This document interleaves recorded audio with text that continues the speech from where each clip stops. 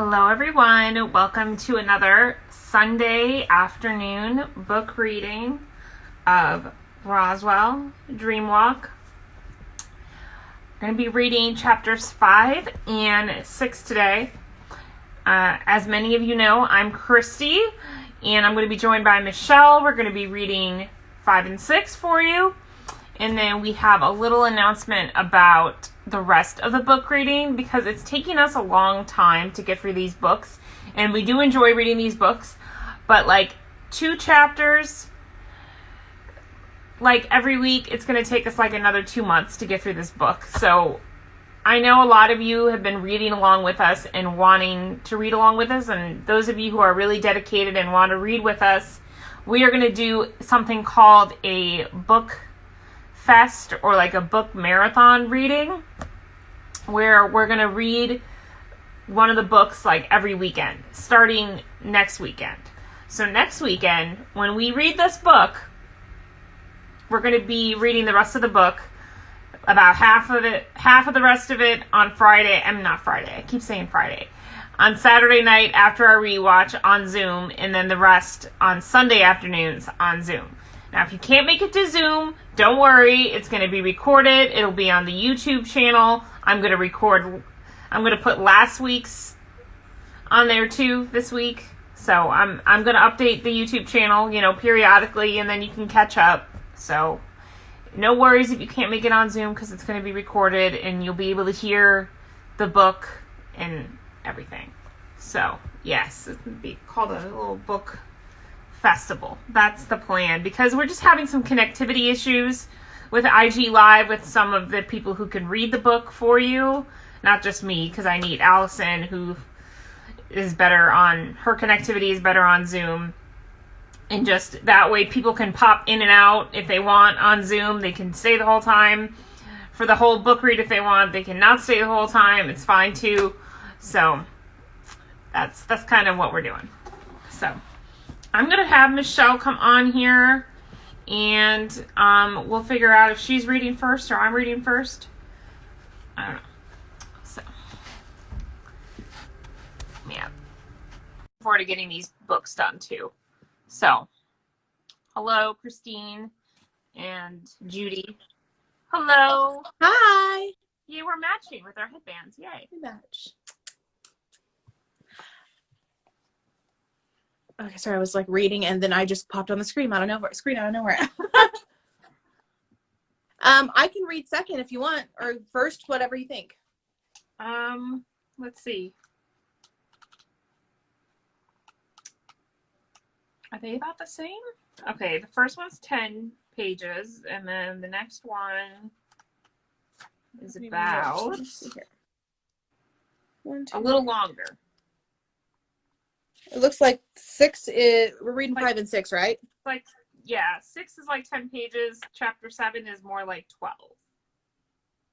Are we reading 5 and 6 or 6 and 7? 5 and 6. Yeah, so 5 looks like it's 10 pages. 6 looks like it is like 6 or 7 pages. And then I don't know if you're wanting to go to 7 or not. 5 and 6. Yeah, I think we're just going to do 5 and 6. So. Okay. I can read first or second. Up to you. Okay. I'll have you read first. Okay. Sounds good. Chapter 5. Okay. I don't know why I'm doing that. Babysitting is much easier than I thought it would be. Max was comfortably leaning back into, what are we saying that name is? Lyles's? Lyles's? Yeah. Plush white leather couch, careful to keep his sock-clad feet off the glass coffee table, especially considering that we haven't seen Jason since we got here. They had been in the Lyles's house for well over 5 hours and hadn't even seen their charge. Every now and again, they thought they heard footsteps above them, but whenever either of them called upstairs, they got no response. Sorry? No, we're good. Okay. At least a toilet had flushed once, letting them know Jason was still alive up there. He got to come down for dinner, Liz said as she looked through the takeout menus Aunt Jackie had left on the kitchen counter for her. How about pizza? Sounds good to me, Max said, distracted by the silence from the second floor. Should we see what Jason wants on it? Liz asked as she pulled up the menu for the pizza parlor out of the pile. I think we've played his game long enough. Max got up from the couch with a determined look on his face. Order whatever you want. I'll be down with Jason in a minute. Liz watched as Max went upstairs, looking more focused than she had ever seen him, and she had seen him in many intense situations. First lesson in fatherhood coming up, she said softly to herself. Outside Jason's bedroom door, Max took a deep breath and prepared himself for what was about to happen. Jason, this is Liz's friend Max. He reintroduced himself through the closed door as he banged on it. We're ordering dinner. Open up. Go to hell, the kid yelled back. Not a great start, Max thought. On the bright side, he finally spoke. Look, Jason, Max decided to take the gentle route. We haven't even met, and I certainly don't know what's going on, but I'm sure Liz and I have nothing to do with it. Why don't you open the door and we can talk about it? Silence. Okay, new direction. Max placed his hand over the lock. Jason, if you don't open this door, I'm coming in. Go ahead, Jason yelled. It's locked. Hey, how'd you do that? He asked as the door opened. A little trick of the babysitting trade, Max said cryptically from the now open doorway. Come downstairs and I might consider showing you some other tricks. Intrigued and lacking any other option, Jason got up and stormed out of the room. Max followed as the 12-year-old made his way downstairs. Jason seemed somewhat tall for his age and rather pale considering he lived in a desert. He had a shock of black hair that Max figured must have come from his father since his mother's hair was light brown, although she could have had it colored, he supposed. Jason's clothes matched his hair as he was outfitted in black from head to toe in a t-shirt and jeans that had obviously been bought for him when he was a few pounds heavier, since the clothes hung rather loosely on his body. Max knew from past experience what a crazy time period this was in a boy's life, and attributed the almost intensely skinny body to changes that Jason had probably been undergoing. He was an attractive kid, and Max thought that once Jason's body got through with his tumultuous period, he would probably have a number of girls interested in him. Liz came out from the living room where she heard footsteps plodding down the stairs. She tried to keep her excitement in check, considering how rude he had been to ignore her for so long. Jason, it's good to finally see you. What's for dinner? Was his short response. We haven't seen each other in over 2 years, and all you have to say is what's for dinner? Liz said, visibly hurt by the boy's abrupt manner. Max noticed that Jason seemed to be sorry for his rudeness, but only for a moment. The stone face of resolve quickly went back up as he chose to remain silent. Max figured he was like most preteens and was probably just angry at the world for no particular reason. Since he hadn't ever truly met the boy, he wasn't going to take any of it personally, but he wished he could say the same for Liz, who appeared to be more than a little hurt by her young friend's attitude. We're getting pizza, Max spoke abruptly as Jason then took Liz by the arm to guide her back into the living room. What are we doing? She whispered. Ignoring him, Max replied, also in a whisper. Don't worry, he'll follow. Ignoring him? Oh, yeah. Then they heard the front door slam shut. Time for a new plan, Liz said as she hurried back into the hall and flung the door open. Jason, freeze. He had only gotten a few steps away from the house when Liz's voice stopped him cold. With shoulders slumped, his back was still to her, but she had definitely gotten his attention. Max came up behind her to watch what she was doing and provide backup if necessary, but her body language told him that for the moment his assistance was not required. In the house, she said, in one of her most firm tones of voice Max had ever heard her use. Now. You don't have to talk to me like I'm a baby, Jason moped as he came back into his home. Then stop acting like one, Liz replied, shutting the door behind them. Jason sulked into the living room and deposited himself on the couch. Max and Liz followed and took seats on either side of the boy. They sat in total silence until the pizza came. Max paid the delivery guy while Liz brought the pizza into the dining room. They had wanted to just relax and eat while watching TV, but one look at the pristine living room convinced them that sitting at the table would be their best option. So instead of the random noises of whatever was on the tube, the three of them settled in for a very quiet dinner. 40 miles away in Michael's apartment, another dinner was taking place with even greater amount of hostile silence. A meal carried out with equal amounts of anger and absolute quiet was in itself an art form, one at which Maria and Michael had become masters. It had started when Michael had placed on his plate the piece of lemon chicken that Maria had prepared. A scrape of the fork against the ceramic dish evoked a dirty look from Maria as she assumed it had been an intentional message aimed at her. She answered with an abrupt click of her own fork onto her plate, clearly indicating that he should have let her serve herself first, considering that she was not only the cook, but the only lady present, and it was the gentlemanly thing to do. Michael only glanced up briefly as he continued to ignore her. The meal progressed to the next phase with the passing of side dishes. First, Maria took a small helping of her world-famous string bean casserole and placed the bowl down on Michael's side of the table, but not into his waiting hands. She made sure it landed with a definite thud. Michael countered by taking a heaping spoonful and plopping the casserole onto his plate, spilling some of it onto the table. Maria rolled her eyes at his gluttony. Then came the passage of the rolls. Both participants reached to the center of the table for the bread at the same time, grabbing their own pieces while their hands momentarily grazed each other. There was a bit of hesitation as they looked into each other's eyes and knew that they were both tempted to take the rolls and use them as projectiles to be launched at each other. However, the possibility of a harmlessly flirtatious food fight was the furthest thing from their minds as they considered the hot-buttered weapons. Oh no, Maria tore into her own roll with a viciousness rarely seen outside of the jungle. You missed something. Did I? You didn't have to come if you were going to be in a mood. I'm having like the worst lighting in this room right now. Oh, you didn't have to come if you were going to be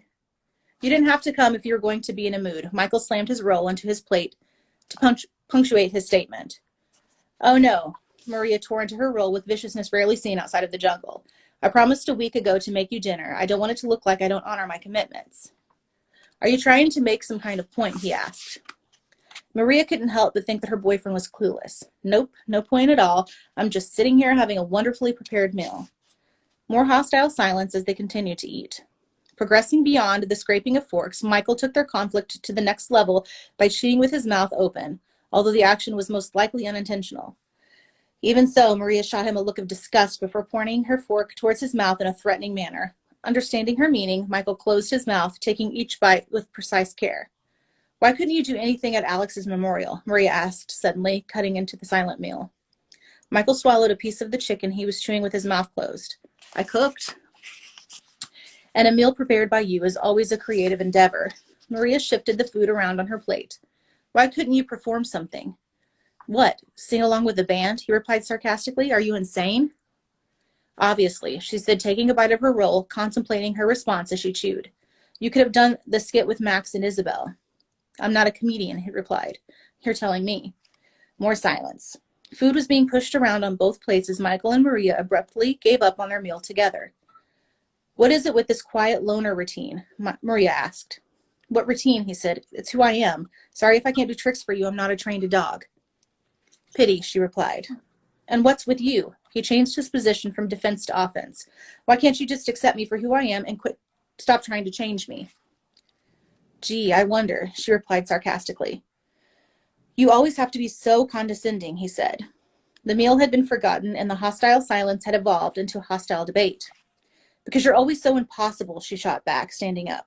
I don't know why I even came here. Finally, something we agree on. He rose so quickly that his chair fell behind him.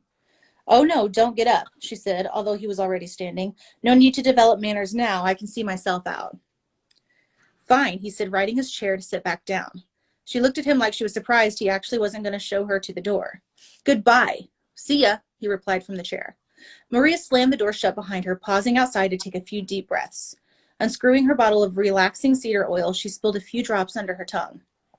On the other side of the door, Michael was also huffing intensely, trying to calm himself. He looked at the remains of the partially uneaten meals on the table before setting his eyes on his kitchen counter, where he saw the chocolate cream pie that Maria had left behind. Suddenly, his door swung open and Maria came storming back inside. I forgot the dessert.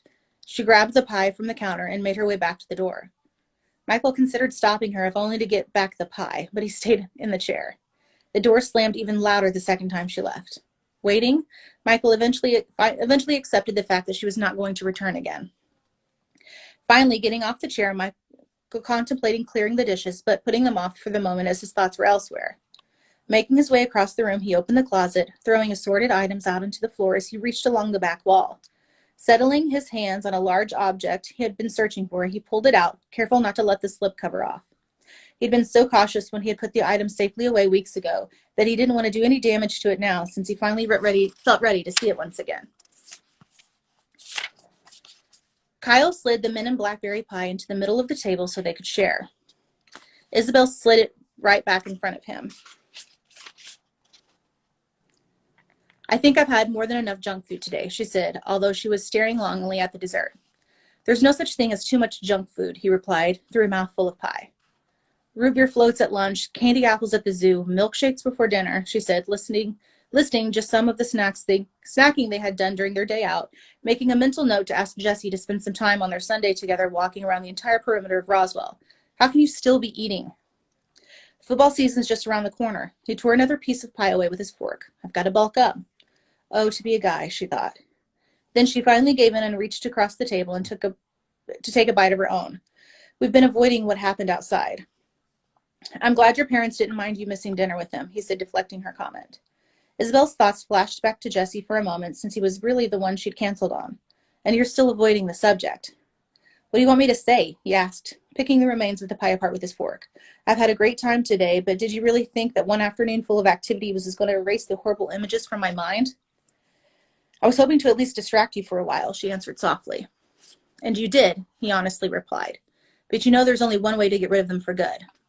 No, Kyle, she said firmly. I can't dreamwalk you to remove the memories. It's too dangerous.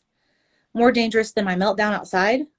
His fingers were tapping on the plane again, every now and again dropping into the pie. What if it happens while I'm driving? We should talk to Max about it when he gets back, Isabel said. Maybe he'll have an idea. And until then, I should just stay at home locked in my room, Kyle asked. I've already been told to take time off from work, he reminded her. This is beginning to interfere with my life. Isabel didn't want to fight with him, especially considering the agitated state he was already in. She tried to keep herself calm, even though he was getting a little unsettled. I wish I had the answers, Kyle, but I don't. Yes, you do, he pushed. Their eyes locked as Kyle pleaded with her to do what she knew she could not. She had already lost one friend to alien mind games. She was not going to lose another. Finally, Kyle relented. His body sank back into the booth. I'm sorry, I know it's dangerous. I'm just under a lot of stress. I know, she replied, and I want to help, but I'm just afraid. Do you want the last bite? He referred to the pie, although the remnants had been mashed into oblivion. I think you managed to put it out of his misery, she replied. Lucky pie, he joked. Come on, Kyle. She got out of the booth. The night is still young. To paraphrase the poem Liz read the other night, we've got miles to go before you sleep. She put her hand out to him in friendship. Rejuvenated, Kyle slid from the booth and took her hand. Isabel led him through the cash down and out into the street. The night ahead of them, she was determined to do whatever she could to keep his mind off his problems. All the while, she was beginning to question her decision not to dreamwalk him, as the phrase kept repeating in her mind, miles to go before you sleep. Okay. Chapter 6. As both meals came to very different conclusions in Roswell, another dinner came to an end 40 miles south in Artesia. Max finally was able to relax once all the pizza had been eaten, considering he had spent most of the meal worrying that they were going to spill something on the perfectly clean beige carpet. A few times he suspected that Jason had been aware of his concern, since the boy kept holding his glass of soda precariously over the floor with an evil grin on his face.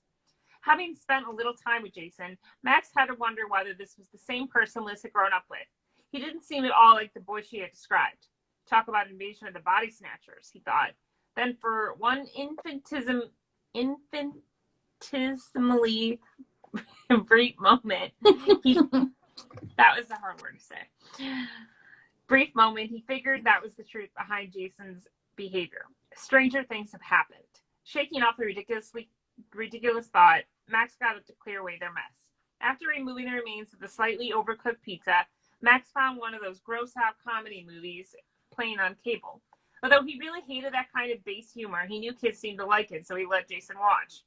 It was the first bit of bonding they had done, though very few words were actually spoken. Unfortunately, the movie was only 2 hours long, with silence filled the air as soon as the TV was clicked off.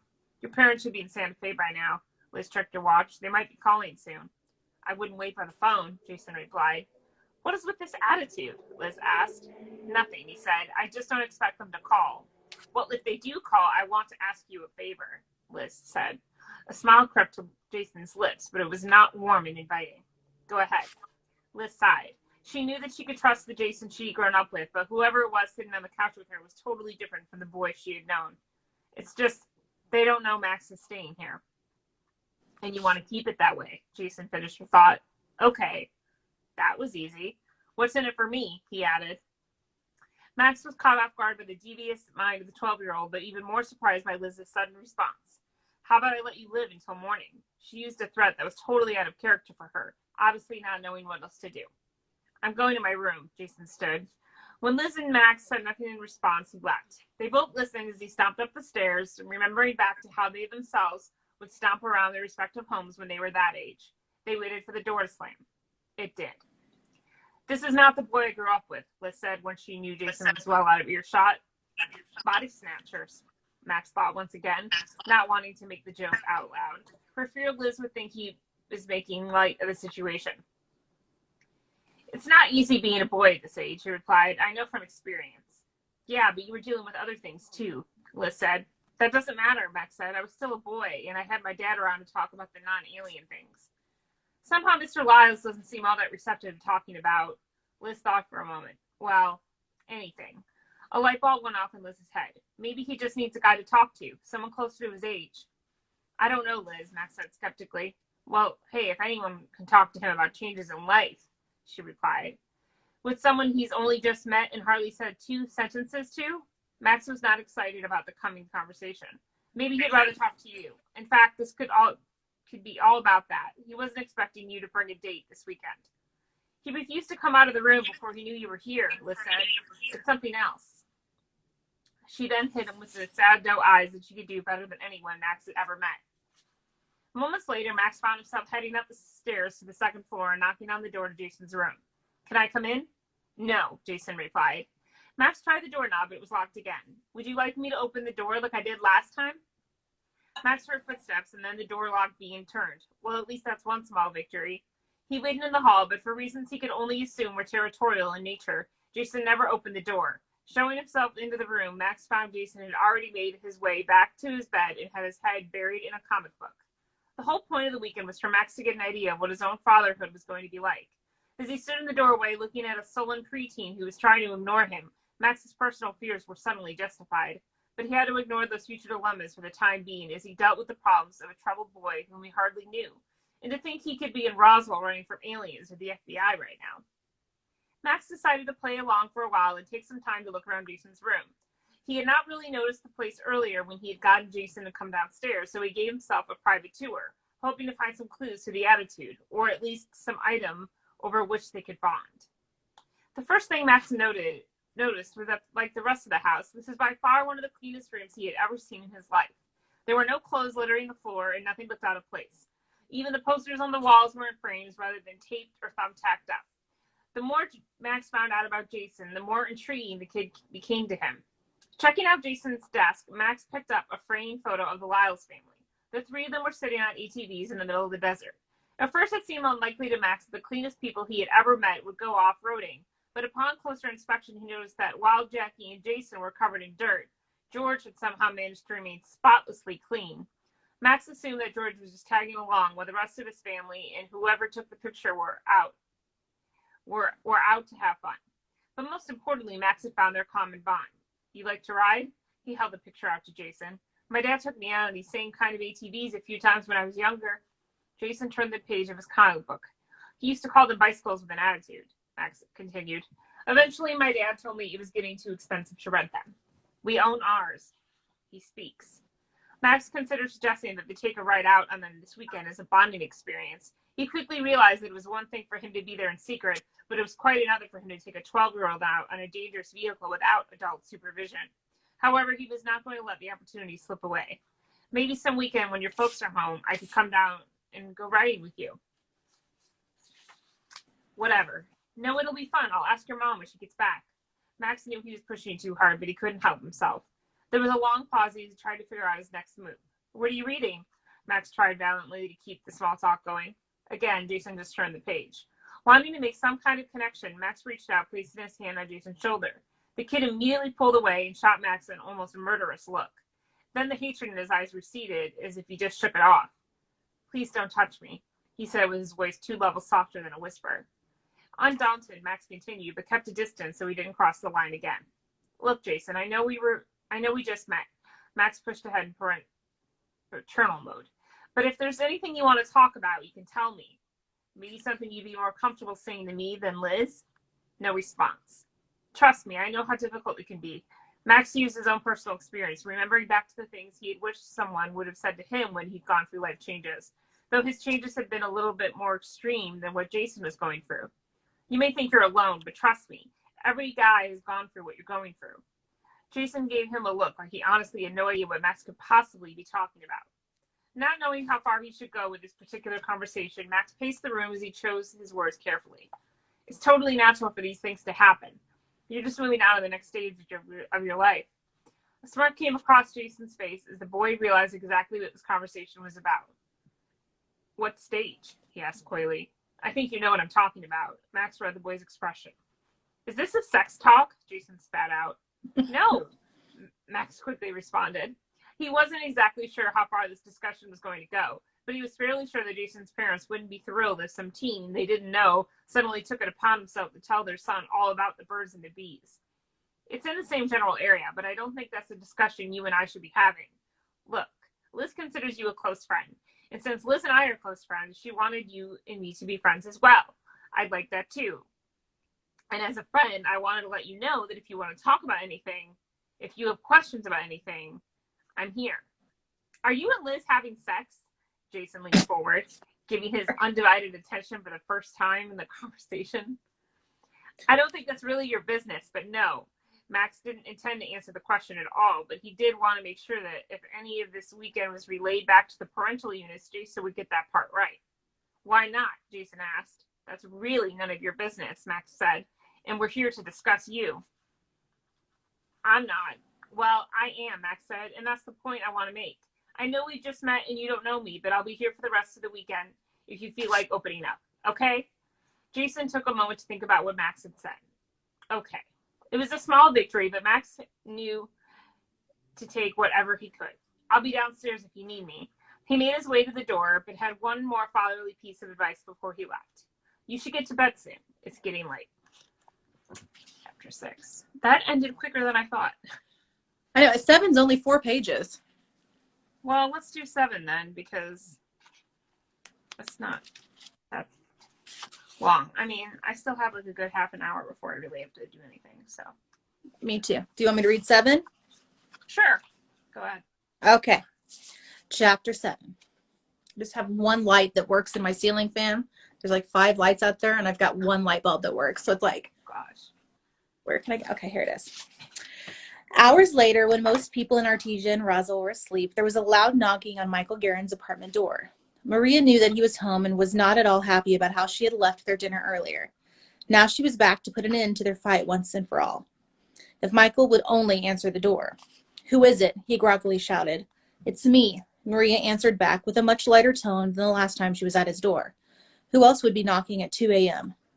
Around here it could be anyone, his muffled voice said. Can't argue with that, she conceded, still staring at the closed door. Are you planning on letting me in? I'm thinking about it, he said, finally opening the door for her. Look, I'm here to apologize. She pushed past him and entered the still darkened apartment. Luckily, she was familiar enough with the place that she could make her way around without getting hurt. Far be it for him to turn a light on for me. Apology accepted. He stumbled over to his couch. Couldn't you have done that over the phone? Maria turned on a lamp so she could see, temporarily blinding Michael, which she saw as a minor victory in passive aggression. No, because I need to explain why I'm apologizing. Because you were wrong? Michael was always great at cutting right to the chase in any situation. He reached over to turn off the bright light, taking his own little victory from her. Maria counted to 10 and resigned herself to the fact that this discussion was going to be held by the moonlight coming through the window. I'm willing to accept that I was wrong to assume that you would be comfortable performing in front of people. Thank you, Michael said. Can I go back to sleep? But, she continued, you should have asked for help. Michael knew that she wasn't going anywhere until she got out what she had come to say. She was persistent like that. Of course, he certainly wasn't going to make it easy for her. Help doing what? Coming out of your shell, she said, joining him on the couch. You're always so contained, so secretive. You need to bust out more. You don't even belong to any clubs at school. I'm not really a joiner, he replied. Well, then it's a good thing you're going out with me. She slapped him on the knee to extenuate her statement. That's not the only good thing, he mumbled. Funny, she replied, swatting his hand away. So where's this going exactly? Even in the darkness, her face could easily be seen beaming with excitement. I'm going to teach you to sing. And for what was definitely one of the most rarest occurrences in the life of Michael Guerin, he actually laughed out loud. In fact, he nearly fell off the couch because he was laughing so hard. It was easy to tell that it wasn't genuine laughter, but Maria tried to ignore his inconsiderate response. She continued, undaunted by his reaction. No, listen, I'll teach you to sing, and maybe we can even front Alex's old band together. And then I could join the school choir, Michael said derisively. And we could be the leads in the school play. I hear they're talking about doing West Side Story next year. I could totally see you as Maria. Maria? Maria immediately realized how ludicrous her own idea sounded when she said it out loud. Funny how it all worked well in my head, but she was not ready to give up. Okay, what about sports? Something to get you out in front of people. Do you know that hardly anyone in school even knows who you are? Yes, Michael replied. That's how I like it. It takes a hell of a lot of work to be invisible as I've made myself. There's a difference between invisible and non-existent, she replied. To Maria, who intended to spend the rest of her life performing in front of others, either idea was an unheard of concept. As such, she completely ignored him. If Danny could change for Sandy in Greece, then you can certainly change for me. She knew enough not to say that to him, but she certainly thought it. And why has this conversation suddenly become about musicals? She continued to push. Come on, there has to be something you're good at. Leaning back into the couch, he closed his eyes, apparently giving up on the conversation. However, Maria had no intention of ending things without helping him find a way to focus his energy. She obviously knew that what was better for him than he did. Since she expected to be there a while, Maria turned on the light once again, blocking the switch so he could not turn it off. This time, she noticed something that looked as if it had been quickly stashed in the corner with a sheet loosely covering it. So that's why it took so long for him to open the door. Getting up from the couch, she walked over to the mysterious object. What are you doing? His eyes were now wide open, and he was off the couch. She pulled the cover down. She pulled at the cover the same moment he grabbed her arm, but it was too late. The masking fell to the floor, and Maria found what had been hiding. It was a painting. It was beautiful. Who did this? She asked, picking it up, looking around the room. She pulled the cover over the couch and leaned the painting on it. While she was up, she also turned on another light to get a better look. The painting looked to Maria like some kind of abstract or impressionist piece. If she had ever paid attention in art class, she would have a better verse as to whether either of those terms were even remotely correct ways to refer to the work. But that didn't matter. Whoever had painted it had known just the right way to evoke emotion through the use of color combinations. The blue background had slashes of red cut through it, and gray streaks ran through the top of the painting, giving the impression of a coming storm. But down in the lower right-hand corner, there was a small dab of the brightest yellow. It almost looked to Maria like a flower struggling to emerge. The effect of the painting left Maria feeling both sad and angry at the same time, a feeling that she had felt a lot over the past few months. But there was something more, a feeling of hope. In fact, these were the exact same feelings she had experienced when she sang at Alex's funeral. She remembered that because she had felt something similar the other night during the Crashdown Memorial celebration. You painted this? She said with shock in her voice. But I thought you only cared about art when you were drawing that geodesic dome thing sophomore year. I did. Michael joined Maria as she admired the painting. But when I heard you singing at Alex's funeral, this is how it made me feel. After we had a big fight following the services, I stopped off at the art store on my way home and for supplies and did this. I just needed to. And you've been keeping this hidden for months, Maria said. I wasn't ready for anyone to see it. He had managed to do it again. No matter how high or how low her expectations, Michael always found a way to blow them out of the water. She wondered if there was ever going to be a time when he couldn't surprise her. And she hoped that time would never come. I'm sorry, she whispered. You already said that. No, she clarified. I mean, I'm sorry I keep trying to change you. I love you for who you are, Michael Guerin. You may have been genetically engineered to be a soldier, but you have the soul of an artist. Maria pulled him down onto the couch beside her as she stared at the painting. The longer she looked at it, the more she saw and felt. She was amazed that it evoked the same feeling she had hoped her own singing would elicit from others. Hugging Michael to her body, she felt closer to him than she had since the day he chose to remain on Earth for her. Okay. I guess we have enough time for chapter 8, and then we'll see if anyone has questions for Miss Book Queen who's in here. Okay. Chapter 8. As Michael and Maria fell asleep in each other's arms, admiring the artwork, Isabel was busy fighting off sleep at the Valenti home as she continued her incredibly long day and night with Kyle. Board games, cards, and movies had filled the hours since they had added dinner to their milkshakes at the Crashdown.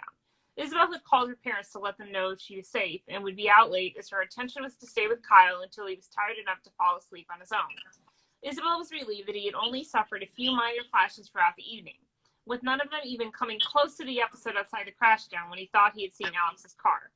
His fingers continued to drum softly as the two of them watched the credits roll on some Jean-Claude Van Damme movie that was on one of the late-night basic cable channels. Even after sitting through the entire movie, she still couldn't think of the title, which was a statement as to how interested she had been in the film. Needless to say, it had not been Isabel's first choice of all things to watch, but she had reminded herself that she was there for Kyle. Besides, she had found other ways to keep herself busy. Checking her watch, Isabel confirmed that it was 2:30 in the morning and wondered when it would be okay to leave. Kyle was looking rather drowsy, but she wasn't entirely sure he was finally ready to fall asleep. She had been waiting for him to send her home, but as of yet, that hadn't happened. If she was going to get up in the morning to go out with Jesse, she was going to need to get at least a couple hours of sleep. Again, she consulted her watch to see that 30 full seconds had passed since she'd last checked the time. She placed yet another playing card on the rapidly growing structure in front of her. To occupy the slowly moving seconds, she had been constructing a house of cards at the coffee table for the last half hour of the movie. The building was beginning to look quite grand, since the design already boasted several levels as well as a few different wings and what appeared to be an Olympic-sized swimming pool built to scale. Of course, it would have been more inspiring if she hadn't been using her powers to hold it all together. "Do you have another deck of cards?" she asked, admiring her architectural accomplishment. "I'm about to run out." "I think you've done enough," he replied. "If that thing gets any bigger, we're going to need a zoning permit." Two headlights flashed through the living room with living room windows as a car, presumably belonging to Kyle's dad, pulled into the driveway. "Your dad's out pretty late," Isabel said, hoping that he would take the hint and send her home. She felt guilty for the thought the moment it had passed through her head. Passed through her mind.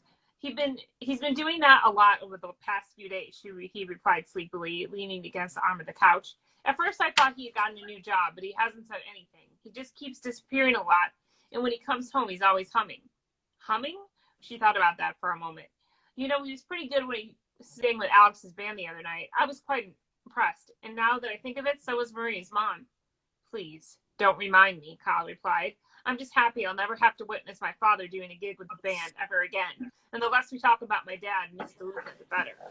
Jim Valenti entered the house not only humming, but also looking happier than Isabel had seen him in a long time. There was even a bit of a bounce in the way he was walking, like he was moving to the beat of the song in his head. His mind was definitely still back on whatever he had been doing, since he made it halfway into the living room before he realized that he wasn't alone. "Oh, kids, hey!" He stopped short as he passed the couch. "Isabel, what are you doing here at this hour?" Checking his watch, there was a sharp change in his mood. "Is something wrong? Where's Max? Did something happen?" "Dad, relax," Kyle said from the couch. "Everything's fine. We're just hanging out, watching movies, and building a miniature metropolis out of cards." Valenti was visibly relieved. "Sorry, it's been a pretty quiet week around here, considering, and I get a little nervous waiting for the next thing to happen." Then he saw the structure that was quickly overtaking his coffee table. "I assume that's your handiwork, Isabel?" She nodded, but was confused to hear Kyle's father act like nothing was going on, especially considering that his son had obviously been in a lot of pain over the past few days and even weeks. She looked over at Kyle and decided to test the waters. "I know what you mean about being tense. I was finally beginning to relax until this afternoon." "What happened?" The senior Valenti took the bait. "Nothing." Kyle stressed in a way that Isabel got the clear message he was sending her to keep quiet. "Nothing but a little paranoia. We thought someone was following us, but it turned out to be a mistake." "Are you sure?" Kyle's concern did not subside. "Do you want me to look into it tomorrow?" For reasons she did not entirely understand, Isabel decided to go along with the entirely fictitious story. "Really, it was nothing more than my imagination," she said. Then she looked at Kyle poignantly, adding, "I feel silly for even mentioning it." "Yeah, well, you can never be too safe." Valenti yawned. "Sorry, it's been a long night. I should get to bed." He looked at the teens sitting comfortably on the couch and he fell into parental mode. "Will you be getting to bed soon, son?" "I hope so," he mumbled in response. "And you, Isabel?" Valenti added in a voice somewhere between stern and light-hearted. "In your own bed, I hope." "Dad!" Kyle was shocked and embarrassed by what his father was implying. Isabel laughed at Kyle's discomfort. Then she blushed because of her own self-consciousness, and the break in her constitution sent the house of cards falling to the ground in pieces. "Well, it looks like my work here is done." Valenti was pleased with himself for his joke, having gotten the reaction he had hoped for. I was just asking a simple question. You know, my father never would have let me have an attractive girl in the house alone at all hours in the morning. Good night, Dad, Kyle insisted. Night, kids, Valentia replied, and Isabel saw a mischievous smirk on his face. Good night, she said, her facial coloring returning to normal as he left the room. Sliding off the couch, he began to pick up the 40-odd cards that were scattered about the floor.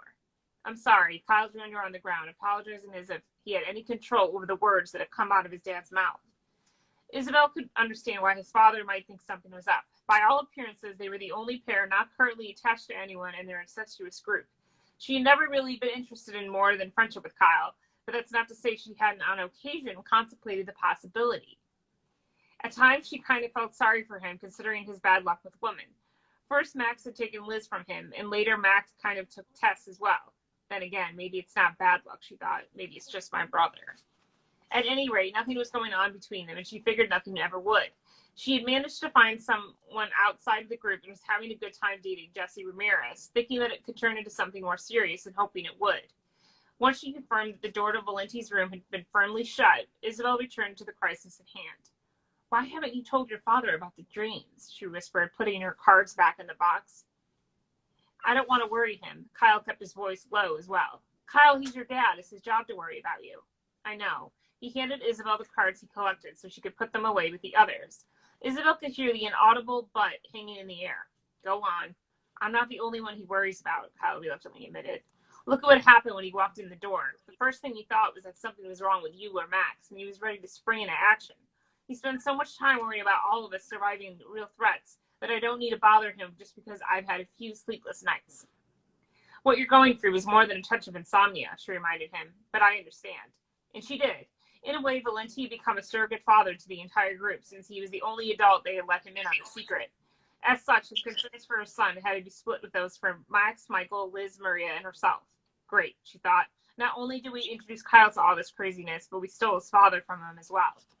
She tried to push that last thought out of her mind so that her guilt didn't taint any decisions that she suspected she was about to make. The more she thought over Kyle's situation, the more motivated she felt to do something about it. Crawling back into the couch, Kyle let out a gaping yawn as his whole body seemed to drag. Isabel suspected that he must have been exhausted since he had hardly gotten any sleep at all in the past week. She hoped that tonight would break the cycle and that rest would come soon. Do you think you're ready for bed? No, he answered honestly. I'm not ready, but I'm going to have to try. Besides, I'm not going to make you stay up all night. I can stay here until you're out, she offered. That's okay, he replied, yawning. I think I'll be fine. Isabel stood and Kyle started to rise as well. No, don't get up. She noticed that he looked like he was about to fall asleep right there and didn't want him to move. Just curl up on the couch.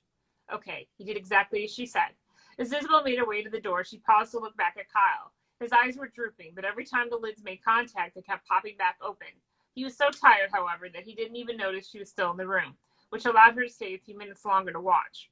Gradually, his eyes would stay closed for longer increments of time until they finally appeared to shut for good. Opening the door and letting in a bit of the uncharacteristically cold summer night air, Isabel started to leave when she heard Kyle mumble, You want me to come along? For a moment, she thought he was talking to her, but his eyes were most definitely closed and his breathing beginning to get shallow. Isabel knew enough from past science classes that it usually took people a while to start dreaming once they fell asleep. She recalled learning that the dreams usually came somewhere around 90 minutes into the sleep cycle. The statistic had stuck in her mind because she had heard it for about the same time she developed a keen interest in learning about anything that was related to sleep because of her ability to dreamwalk. From that point, she tried to learn as much as she could about dreaming and dreamers so that she could be better skilled at the exercise. The fact that Kyle was able to fall into his dreams the moment his eyes closed could concern her a great deal. As she stood at her sleeping friend, Isabel noticed that Kyle was not only mumbling, but the fingers of his right hand were tapping on the pillow in the same repetitive pattern she had seen before. He was clearly locked into another loop of his nightmare images. She felt horribly for him, but there was nothing she could do about it. Her powers just didn't work that way. It was too dangerous. Closing the door to the Valenti home, Isabel made her way back to her own house through the chilly night air with those last few thoughts running through her head. They eventually were joined by a renewed sense of guilt over the fact that she and her brother had unintentionally had stolen part of Kyle's father from him. Realizing that Kyle's dad was the only parent he really had, it made her feel even worse. Then she thought about all the times that knowing the secret had put Kyle's life in danger, and all the normal things he and his father had given up for them, including the sheriff's job. and finally she thought about Alex. It didn't take long for Isabel to get home. By the time she had reached the front walk, she knew exactly what she had to do.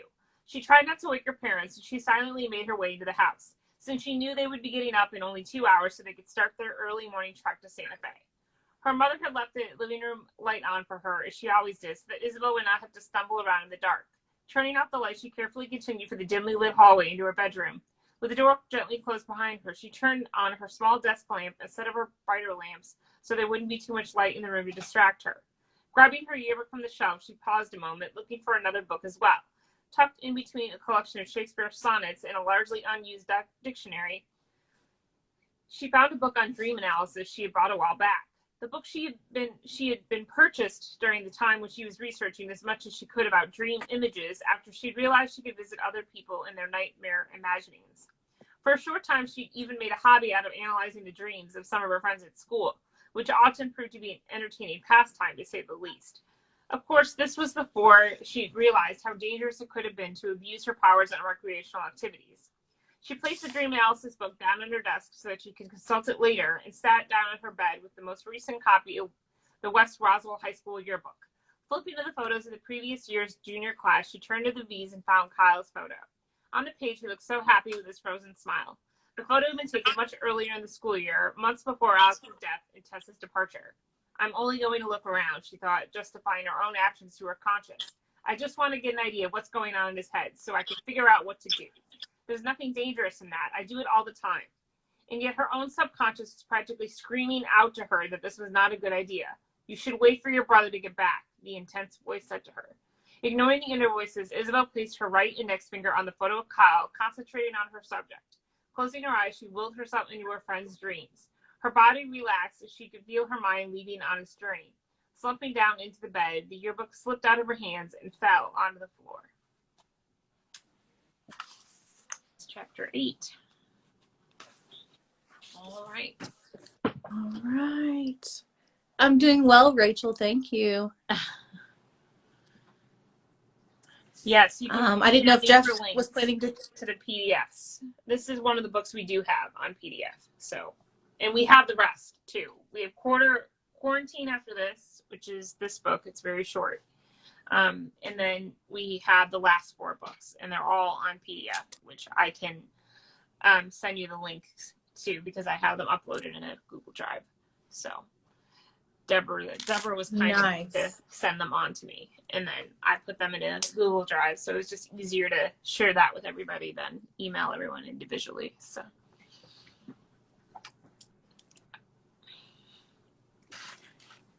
Becky, I can't. She put that hello, my beautiful queen above 18, and I'm just cracking up. Becky, you're hilarious. Beautiful queen above 18. That's funny. Yeah. So I don't know if Jess was planning on coming in to debrief or.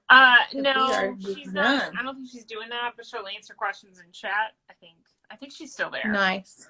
So she said she questions asked of the book queen. So yeah, if you have questions, submit them. Is Roswell books online somewhere to read? Asked Rachel. So that's what I'm saying. The companion books that we have and the Roswell High series, I actually have those all as PDFs.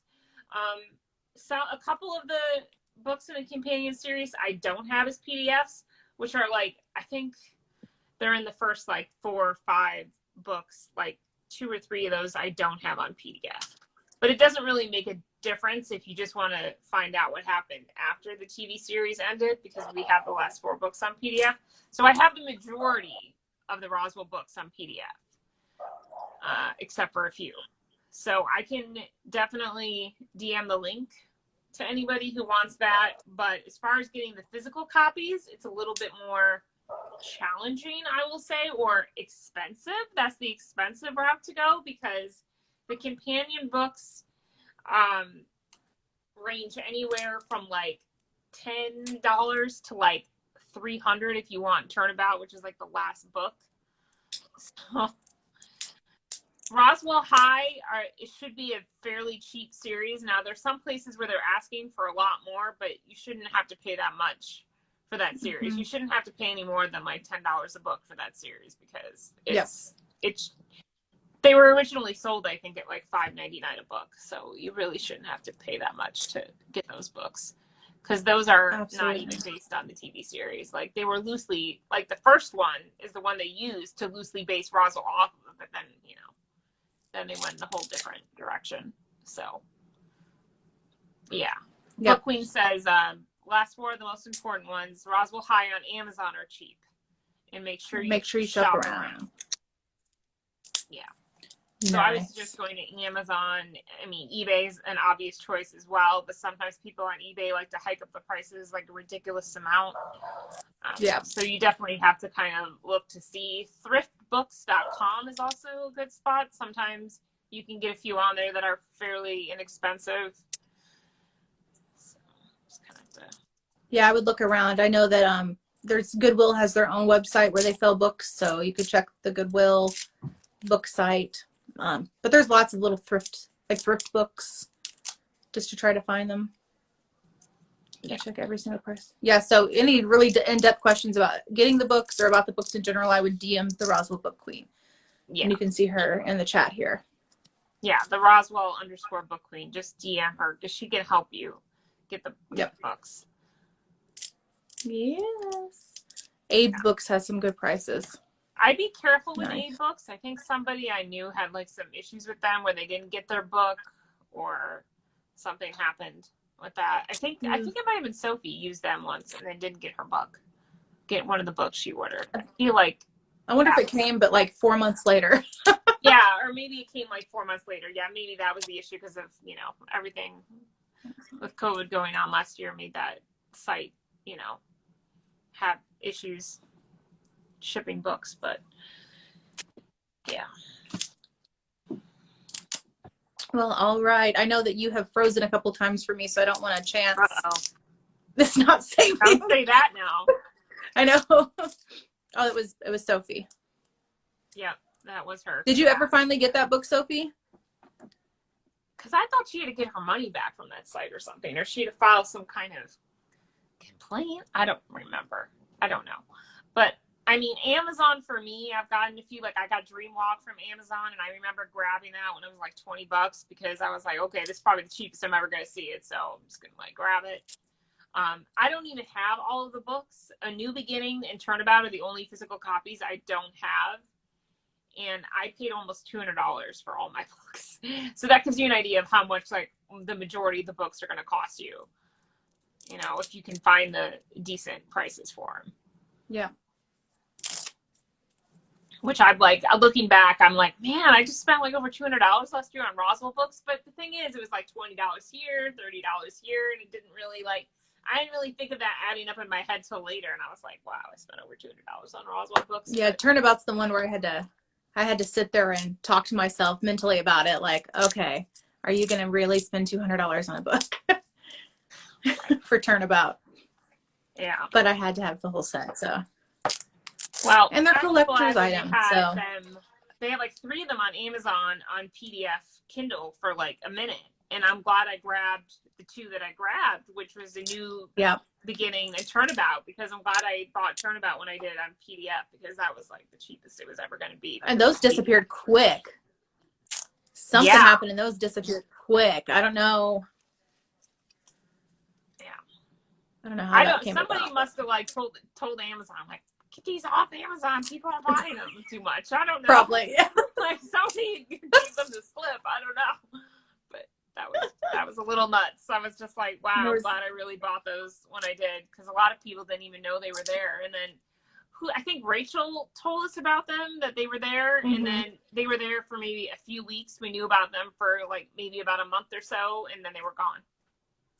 Well, I have it. You know what? You have where you pay like $10 a month, and there's like a ton of books that you can read for free if you pay $10 a month on Amazon. And those 2 books were on the free list. Amazon, I can't remember what it's called. So I checked them out like through the virtual library. So they're still sitting in my Kindle. And so when I try to check out another book, they're like, do you want to return Turnabout? And I'm like, no, never. I'm holding on to it forever. Never, ever.